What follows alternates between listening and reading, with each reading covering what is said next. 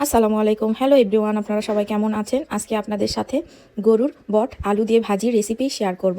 প্রথমে আমি বটগুলো ভালো করে পরিষ্কার করে নিয়েছি।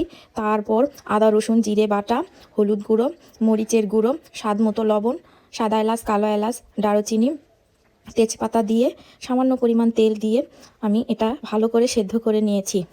এটা আমার কিছু সময় ধরে সেদ্ধ করে নেওয়া হয়েছিল।